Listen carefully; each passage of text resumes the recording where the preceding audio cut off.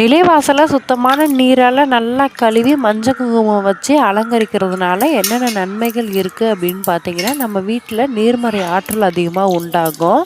ரெண்டாவது பார்த்தீங்கன்னா, குலதெய்வம் குடியிருக்கும் இடம் அப்படின்னு சொல்லணும்னா நம்மளுக்கு நிலைவாசல் அப்படின்னு சொல்லலாம். அதனால் பார்த்தீங்கன்னா, வாரத்தில் ஒரு 2 தடவையாச்சும் நல்லா நிலவாசலில் சுத்தம் பண்ணிவிட்டு மஞ்சள் குங்குமம் வச்சு பராமரிங்க. ரொம்பவே சிறப்பு அது.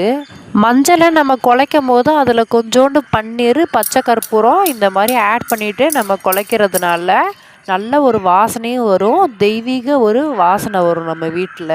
நம்ம சுத்தமான நீரால் நல்லா ஃபஸ்ட்டு நிலவாசலை கழுவிப்பேன். கழுவுனதுக்கப்புறம் பார்த்திங்கன்னா நல்லா குழச்சி வச்சுருக்க மஞ்சளை ஃபுல்லாக வந்துட்டு தடவிடுவேன். தடவுனதுக்கப்புறம் குங்குமத்தையும் அதில் அப்படியே பொட்டு மாதிரி வைக்கிறதுனா பொட்டு மாதிரி வச்சுப்பேன், இல்லை பட்டை மாதிரி கூட வச்சுப்பேன். இந்த மாதிரி தான் வைப்பேன்.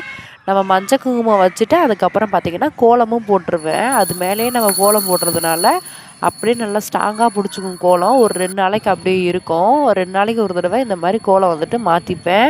ஏன்னா நம்ம மஞ்சள் அதில் அப்ளை பண்ணியிருக்கோம்ல, அதனால் வந்துட்டு அடிக்கடிக்கு வந்துட்டு கலைக்க மாட்டேன். மஞ்சள் குங்குமம் வச்சுருக்கிறதோட அப்படியே இந்த கோலத்தை நம்ம பார்க்கும்போது அவ்வளோ ஒரு சூப்பராக இருக்கும். உண்மையிலே வந்துட்டு நம்மளுக்கே ரொம்ப பாசிட்டிவ் வைப்ஸு, பாசிட்டிவ் எனர்ஜி உண்டாகும். இன்னொன்று பார்த்திங்கன்னா, முக்கியமான விஷயம் உருளியில் தண்ணி வைக்கிறது. அந்த உருளியில் கொஞ்சம் தண்ணி வைக்கும்போது கொஞ்சோண்டு பச்சை கற்பூரம் இந்த மாதிரி வச்சு வைக்கும்போது இன்னும் கமகமன்னு வாசனை வரும். உருளியில் தண்ணி வைக்கும்போது அதில் பூ நம்ம வைக்கிறோம்ல, ஒரு 2 நாளைக்கு ஒரு தடவை பூவை மாற்றிக்கோங்க. ஃபஸ்ட்லாம் பார்த்திங்கன்னா நிலவாசலில் 2 விளக்கு வச்சு விளக்கேற்றிக்கிட்டு இருந்தேன். இப்போலாம் பார்த்திங்கன்னா சாம்பிராணி மட்டும்தான் வைக்கிறது. அப்படியே தூப ஆராதனையோட நிலவாசலில் பூஜை பண்ணியாச்சு. அப்படியே பூஜை ரூம்லேயும் வழிபட வேண்டியது தான். இன்றைக்கி நான் போட்ட பதிவு உங்களுக்கு பிடிச்ச மாதிரி ஒரு பதிவாக இருந்திருக்கும்னு நினைக்கிறேன். அப்படி தோணுச்சுன்னா மறக்காமல் மிஸ் பண்ணாமல் நம்ம சேனலை சப்ஸ்கிரைப் பண்ணி வச்சுக்கிட்டிங்கன்னா ரொம்பவே சப்போர்ட்டிவாக இருக்கும். நெக்ஸ்ட் ஒரு நல்ல பதிவில் பார்க்கலாம். Bye by.